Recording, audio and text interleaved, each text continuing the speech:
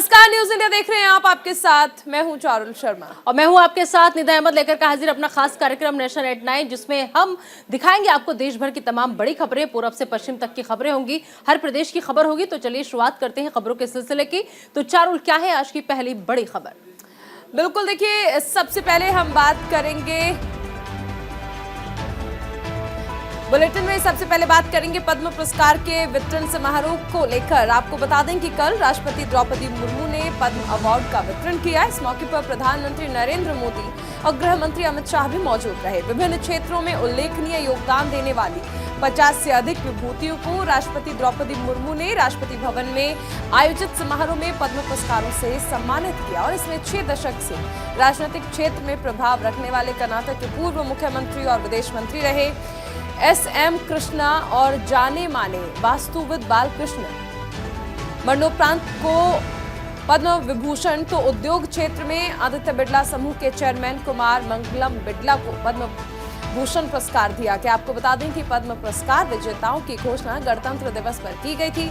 कुल घोषित 106 में से 50 से अधिक विजेताओं को पुरस्कार दिए गए और बाकी को अगले समारोह में सम्मानित किया जाएगा।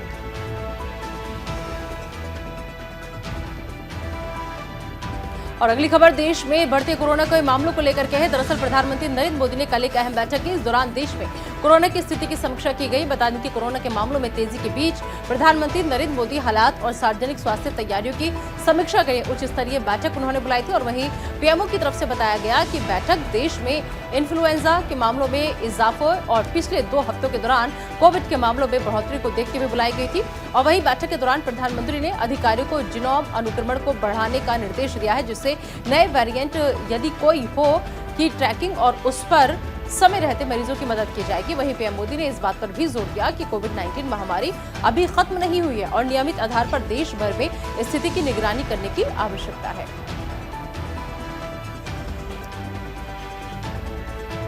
और अब खबर दिल्ली से है, जहां पर आज भी संसद में हंगामे के आसार है। लोकसभा और राज्यसभा की कार्यवाही आज से फिर से शुरू होगी। इससे पहले मंगलवार को राहुल अडानी मामले पर दोनों ही सदनों में हंगामा होने के कारण लगातार 7वीं बार मंगलवार को स्थगित की गई थी। सदन में बीजेपी राहुल गांधी से लंदन में दिए गए बयान पर माफी की मांग पर अड़ी हुई है। हिंडनबर्ग अडानी मामले पर कांग्रेस की ज्वाइंट पार्लियामेंट्री कमेटी यानी जेपीसी की मांग बरकरार है।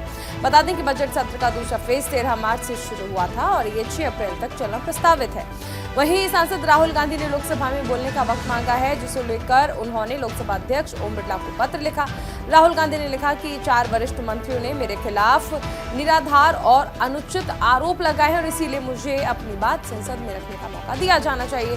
सूत्रों के हवाले से कहा जा रहा है कि उपराष्ट्रपति सचिवालय से जारी एक बयान के मुताबिक सभापति जगदीप धनखड़ ने आज सुबह 10 बजे नेताओं की बैठक बुलाई है और इस बैठक को बहुत महत्वपूर्ण माना जा रहा है, क्योंकि आमतौर पर सत्र के बीच ऐसी बैठकें नहीं बुलाई जाती हैं। सरकार की ओर से बजट भी पास कराए जाने हैं और यदि हंगामा ही चलता रहा तो सदन में चर्चा नहीं हो पाएगी। अब देखना होगा कि क्या आज भी संसद सुचारू रूप से चल पाएगा या फिर हंगामे की भेंट चढ़ जाएगा। और अगली खबर भी दिल्ली से, जहां मल्लिकार्जुन खड़गे ने संसद सत्र को लेकर विपक्षी सांसदों की बैठक बुलाई है। यह बैठक सुबह 9:30 बजे संसद में मल्लिकार्जुन खड़गे के ऑफिस में होगी, जहां विपक्षी पार्टियां अडानी समूह पर हिंडनबर्ग रिपोर्ट की जेपीसी से जांच कराने को लेकर रणनीति बनाएंगी। आपको बता दें कि बजट सत्र के दूसरे चरण में लगातार 7वें दिन हंगामे की वजह से दोनों सदनों में कोई कामकाज नहीं हो सका।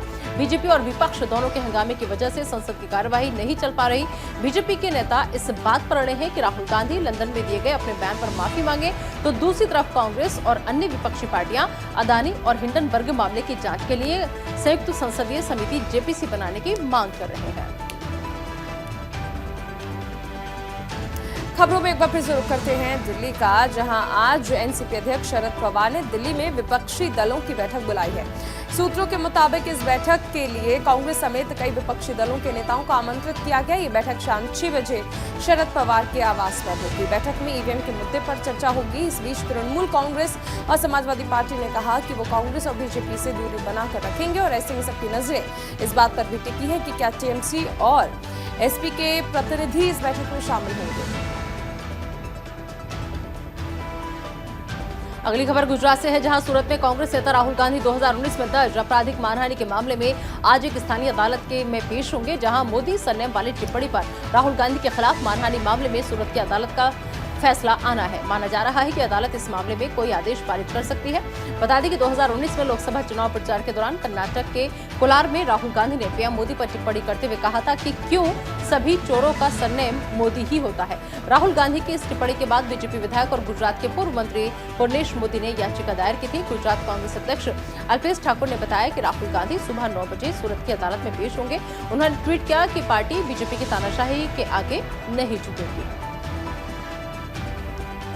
अगली खबर भी दिल्ली से है, जहां पर बीते दिनों वित्त मंत्री कैलाश गहलोत ने दिल्ली विधानसभा में वित्त वर्ष 2023-24 के लिए 78,800 करोड़ रुपए का बजट पेश किया। केंद्र और आम आदमी पार्टी के बीच 2 दिनों के गतिरोध के बाद बजट पेश करते हुए वित्त मंत्री अशोक गहलोत ने कहा कि बजट 2023 का विषय स्वच्छ, सुंदर और आधुनिक दिल्ली है। इस बार बजट का जोर स्वास्थ्य और शिक्षा पर ध्यान देने के साथ ही राजधानी के बुनियादी ढांचे, स्वच्छता, परिवहन सुविधाओं को बढ़ाने पर रहा।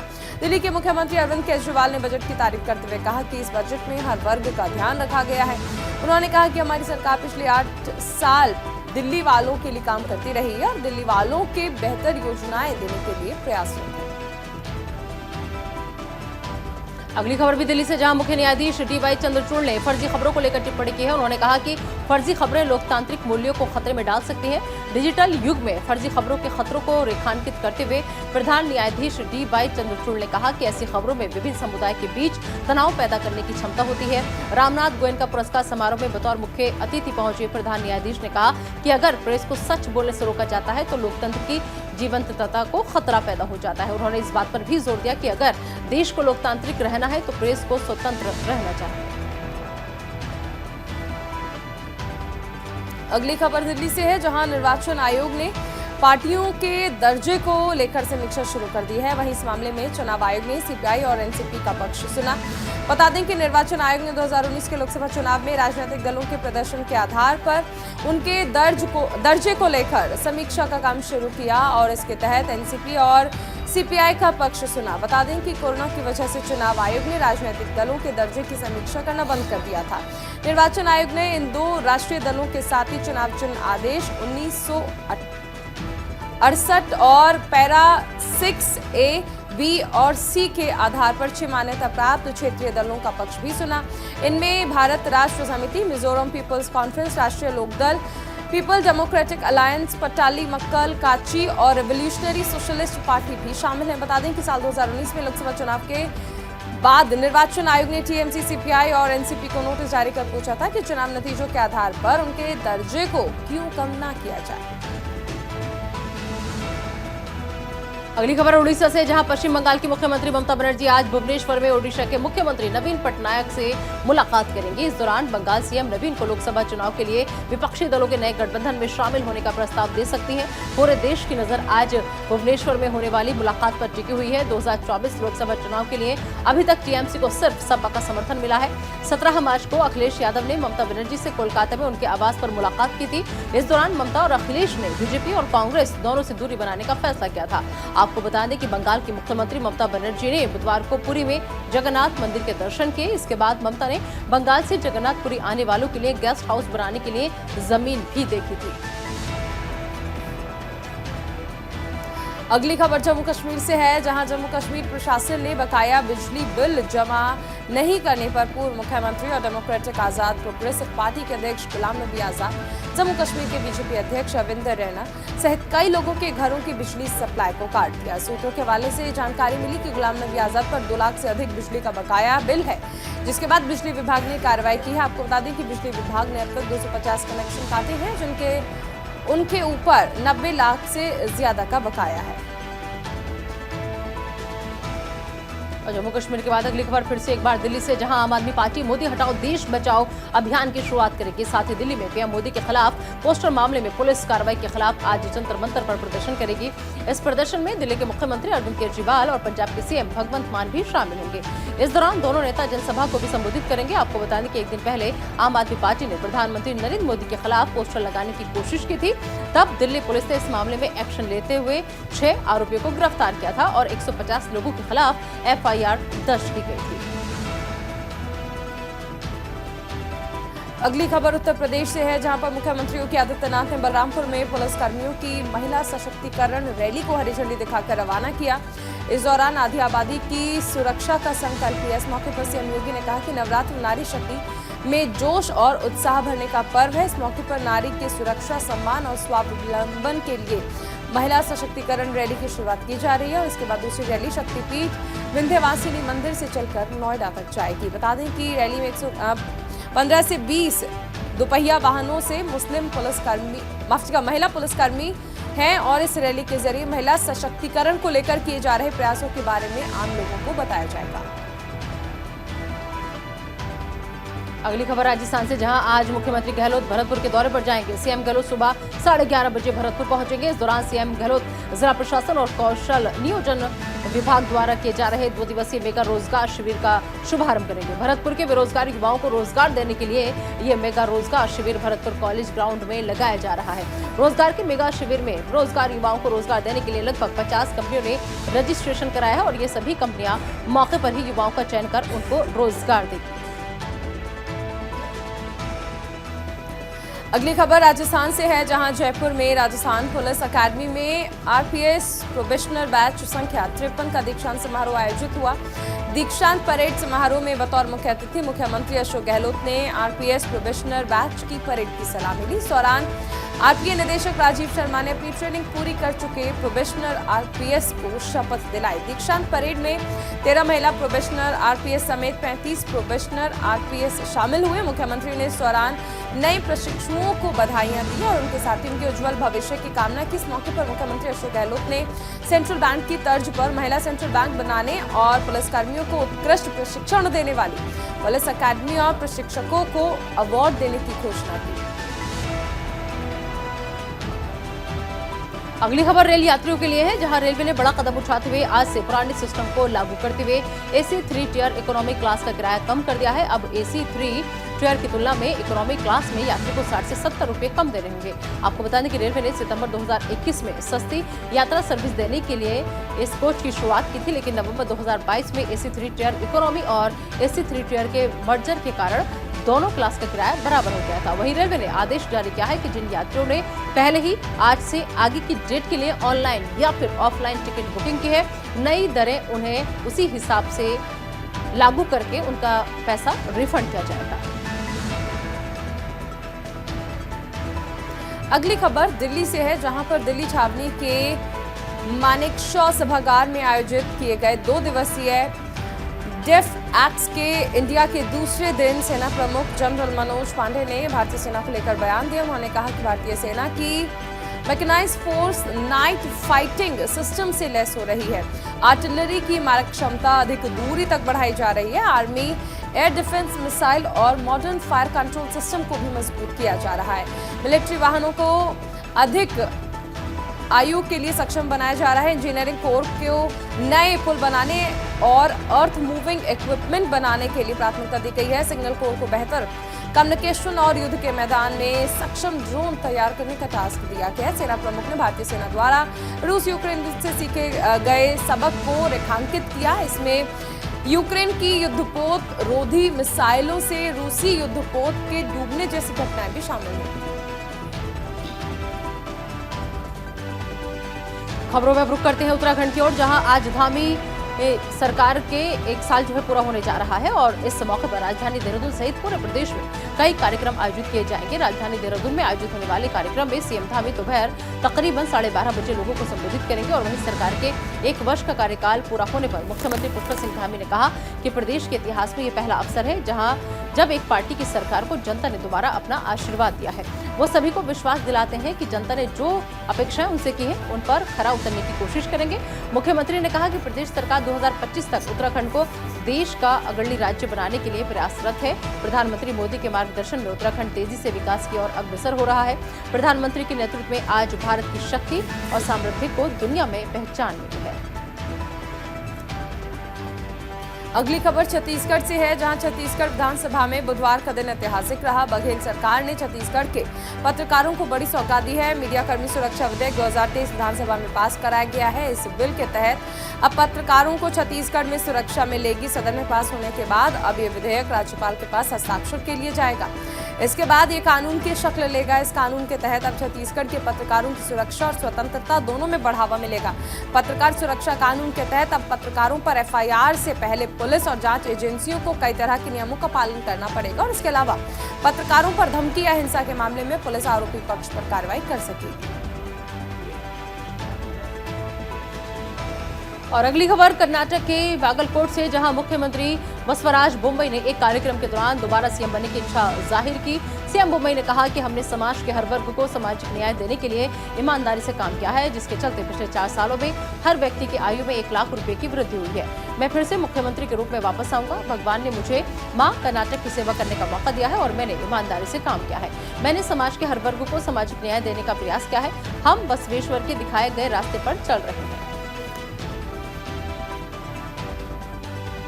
अगली खबर कर्नाटक से है, जहां चुनाव से पहले कई अनुसूचित जाति के नेताओं ने कांग्रेस का दामन थामा।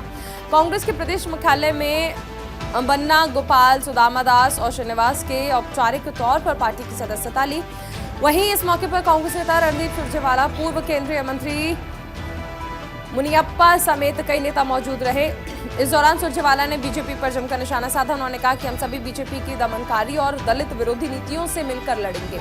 इस दौरान उन्होंने कहा कि बीजेपी जानती है कि आने वाले चुनावों में उन्हें निर्णायक हार का सामना करना पड़ सकता है और इसीलिए चुनाव से ऐन वक्त पहले परियोजनाओं का उद्घाटन कर लोगों को भ्रमित किया जा रहा है। अगली खबर भी कर्नाटक से, जहां चुनावी माहौल के बीच बीजेपी को बड़ा झटका लगा है। जहां बेंगलुरु में बीजेपी के पूर्व एमएलसी बाबूराव चिंचानसूर कांग्रेस में शामिल हो गए। बाबूराव प्रदेश कांग्रेस अध्यक्ष डीके शिव कुमार की मौजूदगी में शामिल हुए। बाबूराव ने 20 मार्च को बीजेपी से इस्तीफा दिया था। दरअसल बाबूराव बीजेपी से टिकट के दावेदार थे, लेकिन उन्हें विधायक का टिकट देने से पार्टी ने इनकार कर दिया था, क्योंकि वो वर्तमान में एमएलसी हैं। और इसके अलावा बाबूराव 2019 के लोकसभा चुनाव में एआईसीसी अध्यक्ष एम मल्लिकार्जुन खड़गे को हराने में अहम भूमिका निभाने वालों में से एक माने जाते हैं। वहीं आपको बता दें कि बाबूराव कर्नाटक के कोली कबालिका समुदाय के एक प्रमुख नेता है।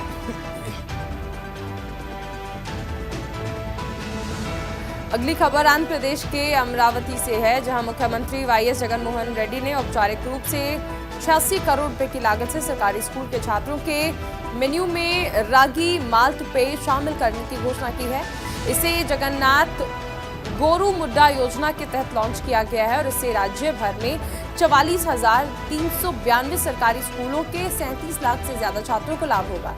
इस मौके पर सीएम रेड्डी ने कहा कि हमने सत्ता में आने से पहले ही दिन से ही स्कूल छोड़ने वाले बच्चों की संख्या को कम करने और छात्रों के बौद्धिक विकास को बढ़ाने की दिशा में काम करके क्रांतिकारी कदम उठाए हैं।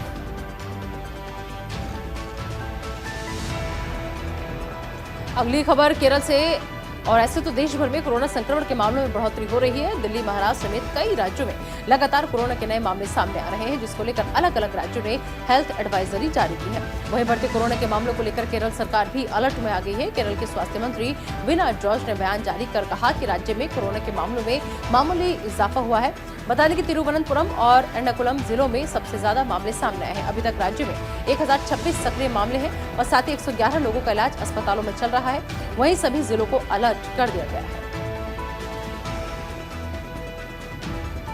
खबरों में अब रुक करते हैं ओडिशा की ओर, जहां पर आंध्र प्रदेश ओडिशा सीमा पर पुलिस ने बड़ी कार्रवाई करते हुए भारी मात्रा में विस्फोटक बरामद किया है। पुलिस ने आशंका जताई है कि विस्फोटकों को माओवादियों ने छिपा कर रखा था। पुलिस अधीक्षक अविनाश सोनकर ने बताया कि गुप्त सूचना के आधार पर कार्रवाई करते हुए पुलिस ने कोरापुट जिले के लामातापुट इलाके से 50 किलोग्राम विस्फोटक, कोडेक्स तार, 100 डेटोनेटर्स और 15 रेडियो सेट जब्त किए हैं। साथ ही उन्होंने कहा कि विस्फोटकों को प्रतिबंधित संगठन भारतीय कम्युनिस्ट पार्टी की आंध्र ओडिशा सीमा विशेष क्षेत्रीय समिति ने सुरक्षा बलों के खिलाफ छिपाए थे। और खबरों में एक बार फिर से रुक कर लेते हैं कर्नाटक का, जहां पुलिस ने बड़ी कार्रवाई की है। पुलिस ने शहर के बाहरी इलाके में एक चेक पोस्ट पर बता दें आपको कि 1,75,00,000 रुपए के 4 किलो सोने के जेवर जब्त किए हैं। जिला उपायुक्त वैशाली ML और जिला पुलिस अधीक्षक BS नेमागौड़ा के नेतृत्व में ये कार्रवाई की गई है। जानकारी के मुताबिक मुंबई के निवासी महिपाल और अभिषेक जैन जेवर को गड़क लेकर के जा रहे थे। वहीं पुलिस ने जेवर को कोर्ट में जमा कर दिया है और साथ ही आगे की कार्रवाई जारी है। अगली खबर मौसम को लेकर है। आपको बता दें कि देश के कई राज्यों में बीते दिनों हुई बारिश से मौसम सुहाना हो चुका है। इस बीच मौसम विभाग ने देश में बारिश, ओलावृष्टि और आंधी को लेकर अलर्ट जारी किया है। मौसम विभाग के अनुसार उत्तर पश्चिम भारत में आज और 24 मार्च को बारिश और ओलावृष्टि के साथ तेज हवाएं चलने की संभावना है। इस दौरान राष्ट्रीय राजधानी क्षेत्र में बादल छाए रहेंगे, साथ ही कुछ जगह पर हल्की बारिश और बूंदाबांदी देखने को मिल सकती है। हिमाचल प्रदेश के 5 जिले चंबा, कांगड़ा, ऊना, हमीरपुर और बिलासपुर में आंधी और आसमानी बिजली गिरने को लेकर येलो अलर्ट जारी किया गया है। अगली खबर तमिलनाडु से, जहां चेन्नई में खेले गए तीसरे और सीरीज के आखिरी वनडे में भारत को हार का सामना करना पड़ा। रोहित शर्मा की कप्तानी वाली भारतीय टीम को तीसरे मैच में 21 रनों से हार का सामना करना पड़ा। ऑस्ट्रेलिया ने टॉस जीतकर पहले बल्लेबाजी करते हुए 269 रन बनाए थे। जवाब में लक्ष्य का पीछा करने उतरी भारतीय टीम दूसरी पारी में महज 248 रनों पर ऑल आउट हो गई। मिचेल मार्श को प्लेयर ऑफ द सीरीज का अवार्ड मिला। आपको बता दें कि टीम इंडिया घरेलू मैदान पर 26 सीरीज बाद किसी भी फॉर्मेट की बाईलेटरल सीरीज हारी है और इस दौरान भारतीय टीम ने 24 सीरीज जीती और 2 ड्रॉ खेला है।